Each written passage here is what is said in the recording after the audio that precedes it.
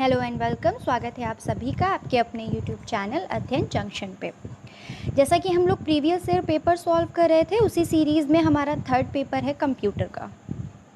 चलिए शुरू करते हैं। क्वेश्चन नंबर 1, कंप्यूटर की दूसरी पीढ़ी में उपयोग किया गया इलेक्ट्रॉनिक घटक है vacuum tube, IC chip, transistor या डायोड। तो जो हमारा वैक्यूम है वो पहली जनरेशन में यूज़ किया गया है, आईसी है वो हमारा थर्ड जनरेशन में यूज़ किया गया है, यानी कि तीसरी पीढ़ी में यूज़ किया गया है। ट्रांजिस्टर जो है वो हमारा सेकेंड जनरेशन में यूज़ किया गया है, यानी दूसरी पीढ़ी में यूज़ किया गया है। जो इसका सही आंसर होगा वो होगा हमारा ट्रांजिस्टर। ओके, अगला क्वेश्चन, वह कौन सी वेबसाइट है जिसकी सहायता से किसी अन्य वेबसाइट का पता लगाया जाता है?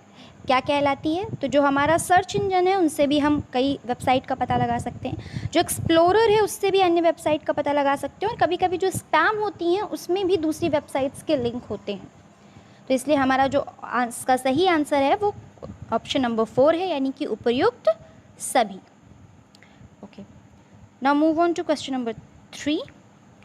डेटा को व्यवस्थित करना या उसकी गणना करना कहलाता है प्रोसेसिंग, इनपुट करना, तुलना करना या उपयुक्त में से कोई नहीं। तो इसका जो सही ऑप्शन होगा वो होगा प्रोसेसिंग करना। जब किसी डेटा को कंप्यूटर कैलकुलेट करता है या उसकी गणना करता है तो हम उसे कहते हैं प्रोसेसिंग, यानी कि जो ऑप्शन नंबर पहला है वो सही है। Okay, now question number 4, internet पर उपलब्ध सूचनाओं को तलाश या सर्च करने के लिए हम प्रयोग करते हैं याहू, गूगल, बिंग या उपयुक्त सभी। तो हम जो सर्च इंजन यूज़ करते हैं वो गूगल भी हो सकता है, याहू भी हो सकता है, बिंग भी हो सकता है, यानी कि ये सभी सर्च इंजन है। तो हमारा जो सही ऑप्शन है वो ऑप्शन नंबर 4 है, उपयुक्त सभी। क्वेश्चन नंबर 5, एमएस ऑफिस किसका उदाहरण है? एमएस ऑफिस किसका उदाहरण है? Hardware, system software, application software या वायरस। तो जो हमारा एमएस ऑफिस है वो एप्लीकेशन सॉफ्टवेयर है। ये हमारे ऑप्शनल क्वेश्चन थे। अब हम वेरी शॉर्ट की तरफ मूव करते हैं।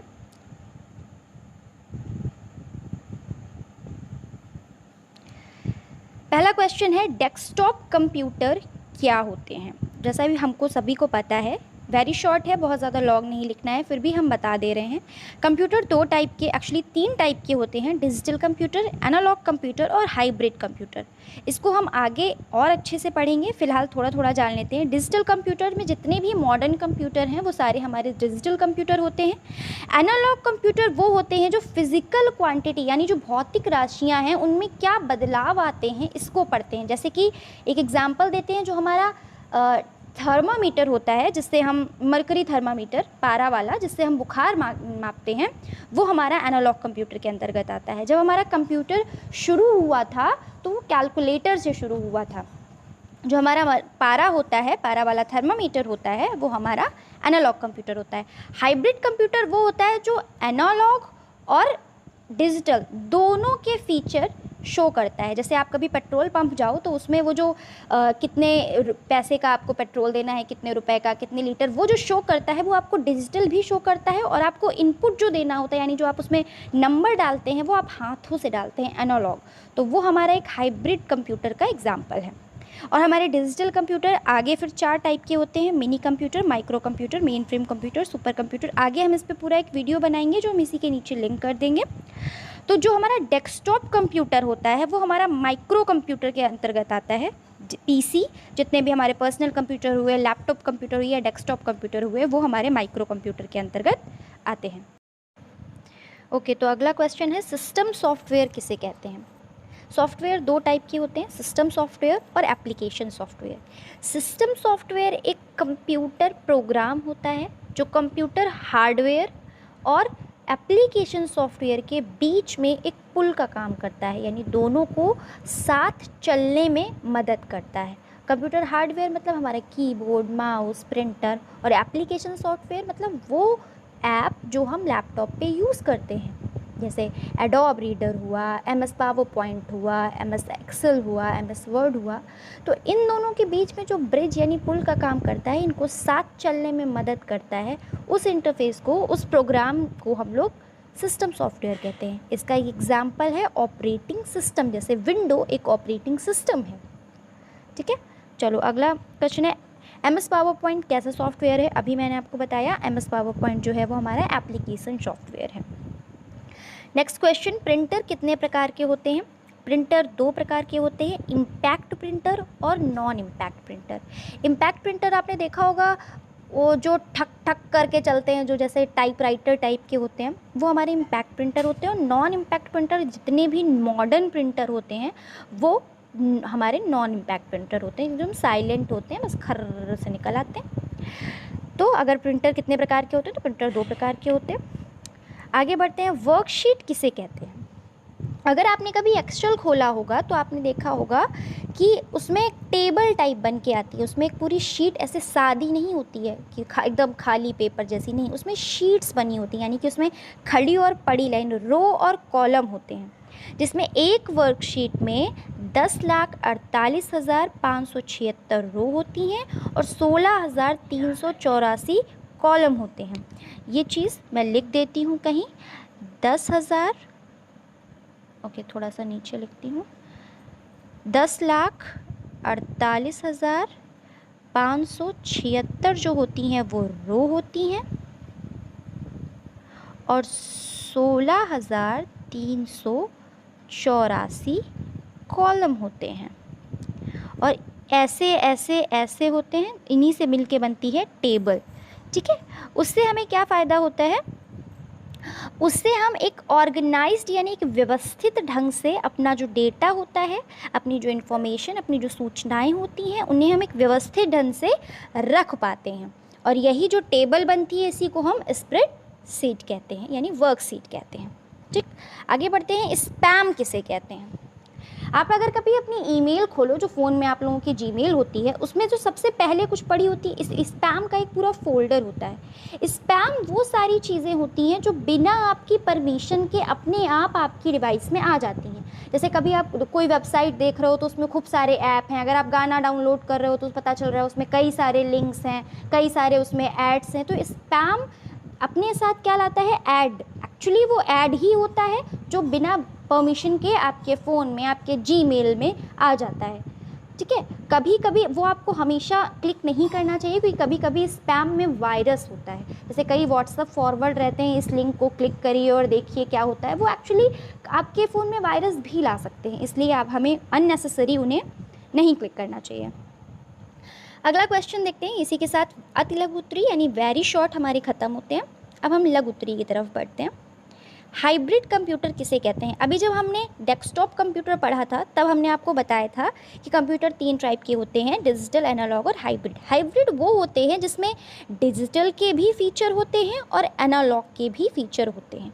हमने इसका एग्जाम्पल जो दिया था वो पेट्रोल पंप में जो लगी हुई डिवाइस मशीन होती है वो दिया था। वो डिजिटल की तरीके से हमने पूरे डेटा को कैलकुलेट भी कर देती है और एनालॉग की तरीके से फास्ट भी होती है। जो पेट्रोल पंप पे जो रेलवे टिकट घर में आप देखते हैं लगे होते हैं, वो सब हमारे एनालॉग ही होते हैं, सॉरी हाइब्रिड होते हैं। Next question number 13, light pen क्या है?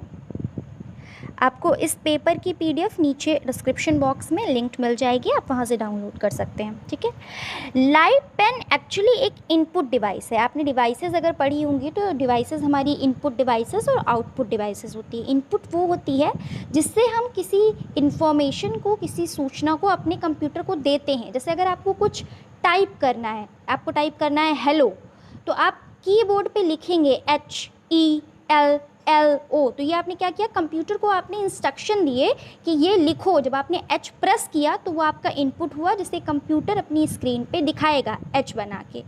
इसी तरह जो हमारा लाइट पेन होता है ये एक इनपुट डिवाइस होता है। ये इस तरह काम करता है, जैसे मैं स्क्रीन पे टच करके लिख रही हूँ, इसी तरह हम कंप्यूटर में क्या करते हैं, जैसे ये मैं कुछ भी लिख रही हूँ, इसी तरह कंप्यूटर में लाइट पेन की मदद से हम स्क्रीन पर लिख सकते हैं। ये एक हमारी इनपुट डिवाइस होती है। नेक्स्ट क्वेश्चन नंबर 14, मल्टीमीडिया क्या है? मल्टीमीडिया सिस्टम के लिए आवश्यक हार्डवेयर बताइए। सबसे पहले मल्टीमीडिया समझिए कि मल्टीमीडिया का मतलब क्या है। मल्टीमीडिया दो शब्द से मिलकर बना है, मल्टीमीडिया। मल्टी मतलब बहुत सारे, मीडिया मतलब माध्यम, ऐसा माध्यम जिससे हमें जानकारी मिले। अब वो जानकारी आपको एक इमेज के फॉर्म में मिल सकती है, जैसे यहीं पे अगर मैं कोई एक इमेज लगा दूं कि क्या होता है, उस पर इमेज पे कुछ लिख दूं तो आपको वो इमेज के फॉर्म में हो सकती है, ऑडियो के फॉर्म में हो सकती है, ऑडियो वीडियो दोनों के फॉर्म में हो सकती है। ये जो वीडियो आप देख रहे हैं इसमें ऑडियो भी है, इसमें वीडियो भी है, इसमें इमेज भी है। तो ये एक तरह से हमारा मल्टीमीडिया है, कई सारे मीडिया यानी कई सारी चीज़ों का, माध्यम का इस्तेमाल करके, कई सारे एलिमेंट्स का इस्तेमाल करके आपको इन्फॉर्मेशन पहुंचाई जा रही है। वो टेक्स्ट, इमेज, साउंड, एनिमेशन कुछ भी हो सकता है और आजकल बहुत सारे मल्टीमीडिया एप्लीकेशन का प्रयोग हो रहा है। जब शुरुआत में मैंने आपको बताया कंप्यूटर यूज़ हुआ था तब वो कैलकुलेटर के फॉर्म में था, उसमें कोई भी इमेज, कोई भी ऑडियो नहीं था। ये सारी इन्वेंशंस बाद में हुई हैं, बाद में उसमें इमेज डाली गई है, ऑडियो डाले गए हैं ताकि हमें और बेटर और अच्छे ढंग से इन्फॉर्मेशन मिल सके। मल्टीमीडिया सिस्टम के लिए आवश्यक हार्डवेयर, तो आपको पता है कि अगर आपको कुछ रिकॉर्ड करना है तो आपको कैमरा चाहिए, वो चाहे फ़ोन का कैमरा हो चाहे नॉर्मल कैमरा, आपको कैमरा चाहिए। इसी तरह जो हार्डवेयर हम यूज़ करते हैं मल्टीमीडिया के लिए वो वीडियो कैमरा हो सकता है, वीडियो रिकॉर्डर हो सकता है, ऑडियो माइक्रोफोन हो सकता है, कीबोर्ड हो सकता है, कुछ भी हो सकता है। ओके, चलो अगला क्वेश्चन है, फैक्स की विशेषताएँ बताइए। फैक्स क्या होता है? फैक्स एक डिवाइस होती है जिससे हम क्या करते हैं, डॉक्यूमेंट्स को भेजते हैं इलेक्ट्रॉनिकली। हम डॉक्यूमेंट्स को एक जगह से दूसरी जगह भेजते हैं। अब उसके कैरेक्टरिस्टिक्स यानी कि विशेषताएं बहुत सारी हो सकती हैं। सबसे पहले तो स्पीड, जो डेटा स्पीड होती है फैक्स की वो बहुत ज़्यादा ही तेज़ होती है। मतलब 10 से 20 सेकेंड में वो पूरा एक पेज आपका प्रिंट कर सकता है, बहुत फास्ट होता है। ठीक है, ईजी होता है यानी कि उसमें आपको चीज़ें भेजना और चीज़ें रिसीव करना एक क्लिक ऑफ बटन, लाइक आपने एक बटन दबाई और हो गया। और जो उसमें प्रिंट होती है चीज़ें वो बहुत हाई रेजोल्यूशन पिक्चर क्वालिटी होती है, मतलब बहुत अच्छी पिक्चर क्वालिटी होती है। ये सारी फैक्ट्स के विशेषताएं हैं, आप पॉइंट बना के इनको लिख सकते हैं। तो अगला क्वेश्चन है, कंप्यूटर नेटवर्क क्या है, इसमें सर्वर की क्या भूमिका होती है। कंप्यूटर नेटवर्क से समझो, नेटवर्क मतलब सेट ऑफ कंप्यूटर यानी कई कंप्यूटर का समूह। ये कितने कंप्यूटर का समूह है, बहुत लार्ज में हो सकता है, मतलब बहुत सारे मिलियंस कंप्यूटर भी हो सकते हैं, बड़ा नेटवर्क भी हो सकता है, छोटा नेटवर्क भी हो सकता है। जैसे आपने पढ़ा होगा लैन वैन, ये अलग अलग टाइप के नेटवर्क होते हैं। कुल मिला के इनका काम होता है कि ये एक साथ जुड़ के इन्फॉर्मेशन को शेयर करते हैं, यानी फाइल को शेयर करते हैं और सारी इन्फॉर्मेशन शेयर करते हैं। जिस तरह एक मेन राउटर से सारे नेटवर्क जुड़े होते हैं वो हमारा एक कंप्यूटर नेटवर्क बनाता है।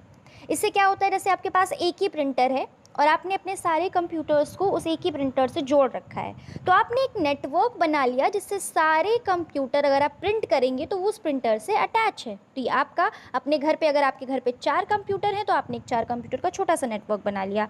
ठीक है, उससे फाइल शेयर कर सकते हैं, उससे अपनी और दूसरी डिवाइसेस हैं उसको आप अटैच कर सकते हैं। तो ये हमारा कंप्यूटर नेटवर्क होता है। इसमें सर्वर की क्या भूमिका होती है, तो देखो सर्वर क्या होता है, जब एक कोई इन्फॉर्मेशन आप एक कंप्यूटर से दूसरे कंप्यूटर में भेजते हैं तो हमें एक नेटवर्क की ज़रूरत होती है। तो जो सर्वर होता है वो एक ऐसा प्लेटफॉर्म बनाता है, ये एक ऐसा नेटवर्क बनाता है जिससे फाइल ट्रांसफ़र होती है। जब आप कोई फाइल शेयर करते हैं तो आपको नहीं पता, लेकिन उसमें उसके पीछे कई सारे सर्वर काम कर रहे होते हैं। मोस्टली 4 टाइप के सर्वर काम कर रहे होते हैं, mail server, web server, database server, application server. सारे सर्वर का अपना अपना काम होता है। जैसे डेटाबेस सर्वर जो है वो आपका कनेक्शन स्ट्रॉन्ग करता है। यही सारे सर्वर आपस में मिलके आपका जो फाइल ट्रांसफ़र है उसको एक कंप्यूटर से दूसरे कंप्यूटर तक सूचना को भेजते हैं। तो यही आपका सर्वर का काम है कि ये एक कंप्यूटर से दूसरे कंप्यूटर में डेटा भेजने के लिए एक प्लेटफॉर्म बनाता है। ठीक है, अगला क्वेश्चन है क्वेश्चन नंबर 17, इंटरनेट क्या है। जैसे हमने आपको बताया कंप्यूटर नेटवर्क छोटे लेवल पे, वैसे ही इंटरनेट एक वैश्विक लेवल पे यानी पूरा वर्ल्ड वाइड विश्व के लेवल पे व्यापक एक नेटवर्क है जो दुनिया भर के कंप्यूटर सिस्टम को जानकारी से जोड़ता है और आपको जानकारी देता है। इसमें मिलियंस कंप्यूटर जुड़े होते हैं। आपने कभी देखा होगा, आप लोग अपनी इन्फॉर्मेशन ड्राइव में सेव करते हैं, ठीक है। अब मैंने आपको जो नीचे लिंक दिया है ड्राइव का, उससे फाइल जो है वो मेरे कंप्यूटर में पड़ी है, लेकिन उस लिंक के थ्रू आप उसे अपनी डिवाइस, अपने फ़ोन में आप सेव कर सकते हैं। तो ये क्या बना, एक नेटवर्क ही तो बना।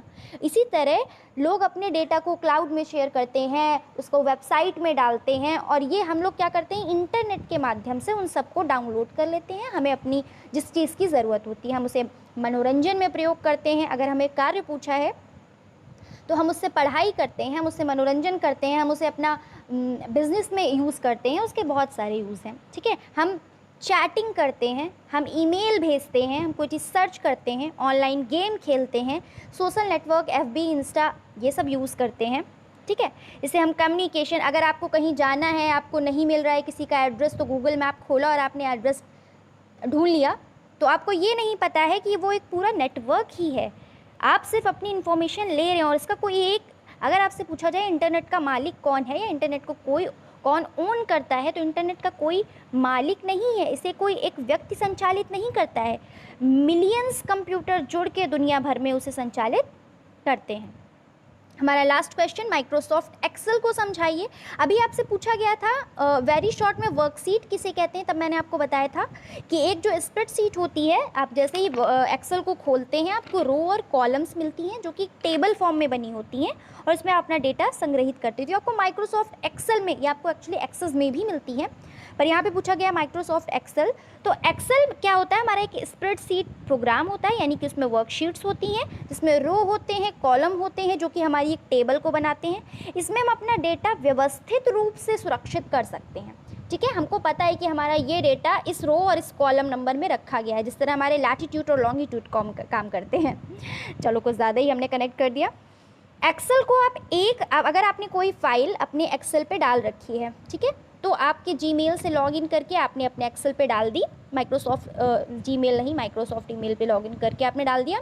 आप अगर उसी फाइल को एक्सेस करना चाहते हैं तो किसी दूसरे कंप्यूटर पे आप अपनी ईमेल लॉगिन करके वही सेम फाइल को आप पा सकते हैं। तो यानी एक तो इतना लार्ज क्वांटिटी में आप डेटा सेव कर रहे हैं, और उसे आप किसी भी कंप्यूटर पे, एक कंप्यूटर पे आप सेव करते हैं और उसे किसी भी कंप्यूटर पे एक्सेस कर सकते हैं। उसमें बहुत सारे मैथमेटिकल फार्मूला दिए होते हैं जिससे आपकी कैलकुलेशन को और भी इजी बनाते हैं। चलिए, तो आपका आज पेपर बस इतना ही था। क्वेश्चन ख़त्म होते हैं, इसकी PDF फाइल आप नीचे से डाउनलोड कर लीजिएगा। बाकी आपको कंप्यूटर जब मैं पढ़ाऊँगी तो इसी के नीचे मैं सीरीज़ वाइज सारी वीडियोस टॉपिक वाइज लिंक कर दूँगी। तो आज के लिए इतना ही, थैंक यू।